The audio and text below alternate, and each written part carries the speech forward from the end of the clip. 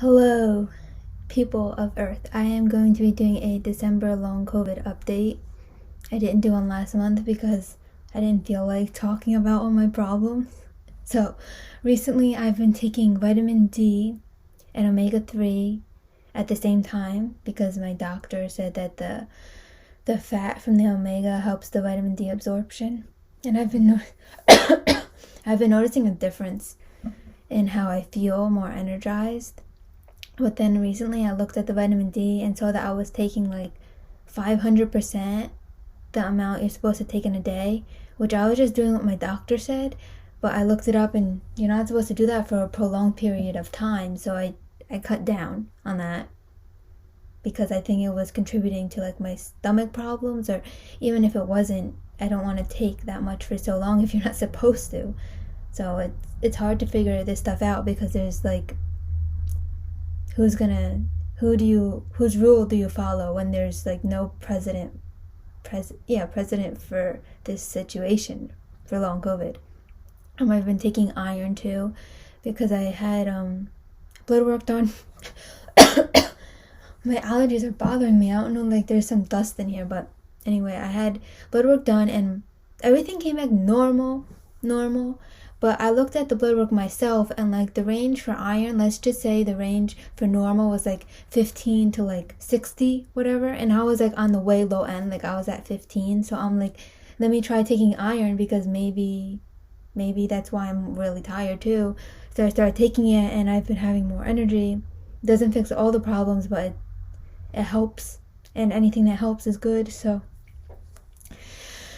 I've also been taking probiotics, which the doctor recommended to me since I realized like my stomach is not great. Probiotics are supposed to help. Sometimes I feel like they mess up my stomach more, but I don't know. No one's told me like what's normal when you're taking a probiotic. Like my stomach was messed up, so it's hard to tell what's better or worse since taking it. I've been learning about the relationship between like the gut and the brain, so repairing the gut can help the brain health. So I've just been trying to help my stomach. I realized that like my symptoms for long COVID increased, which could have been a coincidence after last year when I had taken a steroid to help with my COVID symptoms because I was still having trouble breathing, and the steroid like murdered my stomach. It like burns so bad, and steroids you're supposed to take for a certain amount of time and like not stop it too early. But when I told my doctor what was happening to me, she was like, stop the steroid right now. Like seriously, let me unplug my fridge. Okay, hopefully that takes out the buzzing noise. So hopefully the probiotic is helping me since my like stomach is probably really messed up. Maybe I won't notice a difference right away, and maybe it'll take some months. Even though I've been taking it for a few months already, I think it's been helping my stomach, but then sometimes I have really bad stomach weeks, and I'm like, I don't know. I've been meditating, listening to prompts, like meditation, like guided meditation, specifically for people with brain injuries, and it's been helpful. Getting myself to do that is hard sometimes because meditating is you're literally sitting with your thoughts, and sometimes your thoughts are too scary to like want to sit with and think about. You just want to ignore them. At least that's what I want to do. One good thing that's been happening is I'm starting to like think more and remember what I'm thinking and be able to have deeper thoughts and stay with the thought longer, which I still have bad memory, and yeah, it's not great. But I'm saying for a while I didn't have deep thoughts. They were more like surface level, like I'm hungry, let me get food. And now I'm able to think more closer to how I used to, which is good for me because I'm a writer, and not being able to think deeply like prevented me from expressing myself through writing, which is what I use to like cope. So it's good that now I can think better a little. I signed up for a weekly mindset emails from this like organization called Love Your Brain. I think that's what it's called, and they send like meditations to listen to every week, once a week, and different like motivational videos. And I found it helpful. They're specifically for people with brain injuries, but a lot of people who had COVID or have long COVID, they have brain fog and stuff, so they have a lot of the similar symptoms of a brain injury where you can't concentrate and you just forget everything and you're just very isolated. And if you see me looking to the side, I'm looking at my list of things because there's no way I could remember all of this stuff. Another good thing is I recorded a podcast and I uploaded it, I edited it, and that's a good sign since I hadn't recorded one in like months. I'll link it in the description if I remember. It's about losing my godfather in June, and it's so sad.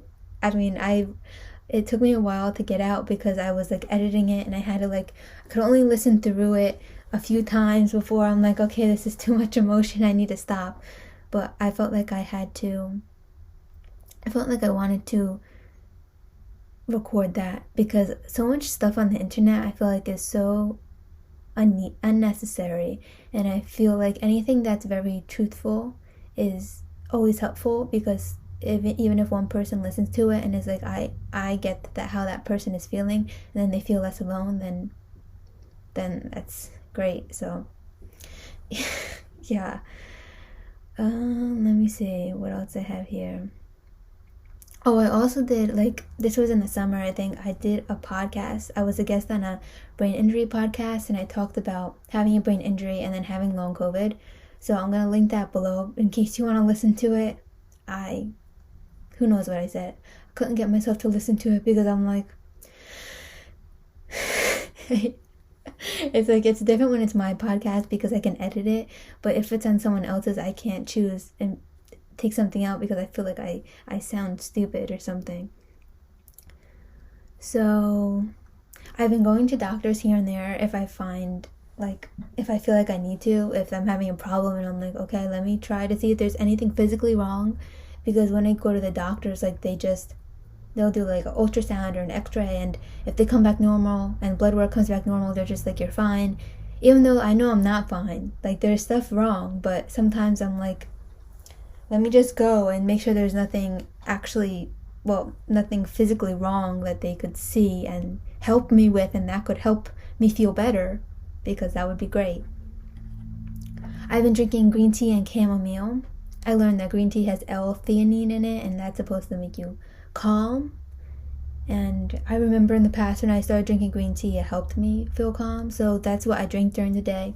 Green tea, chamomile, and this vitamin water, this specific one, it's acai blueberry pomegranate XXX. It has antioxidants in it and B5, B6, B12. I don't drink it every day, but if I'm feeling nasty, if I'm feeling gross and I'm I can't do anything today because I feel so sick, then I take a drink of vitamin water, especially if it's a day where I'm supposed to be going somewhere and I need more energy. Then I have a vitamin water. But I don't drink it every day because when I did, then it kind of just wore off its usefulness. It didn't help me anymore when I drank it. I also went to the eye doctor. My prescription changed a little bit. Got new glasses. My eyes are still whack. I don't know what's wrong with them. I still can't really see, even though I have a new prescription, and my eye doctor says my glasses are good for me and I should be able to see, so I don't know what the heck. I started prescription eye drops for my chronic dry eye. They were helping me. When I wrote this list of things to talk about, they were helping me, and now they're just my eyes are not focusing, even worse than before. So you're supposed to take this dry eye drop twice a day, and I'm trying to take it just once a day because I think they're too powerful for me. So I'm trying to see if once a day is okay, and if not, then I'm just going to try not taking them and see what happens, and see if I don't know, weighing my options there, because there's not really many. I've been slowly working on my second book. A lot of times I'm too sick to work on it, but I'm trying to focus on making small steps so I get closer to my goal instead of staying still because it feels too overwhelming to think of writing another book. So I try to break it up and be all right, today I'm going to do this little thing, And even if it's really little, I'm still getting closer to my goal of finishing the book. So that's what I'm trying to like focus on, instead of making something really, a goal seem really huge and then I feel like too overwhelmed to try to accomplish it. I try to go outside every day. It's cold, so don't always do that, because it's when you have body aches and you're tired, you don't really want to go in the cold, so it makes sense. I've been trying to focus on my mindset and really nitty-gritty of what I'm thinking, and not letting myself think certain things. Like noticing, being more aware when I'm starting to go towards a negative mindset, and just be like, no, you're not doing that, because then it's just gonna spiral.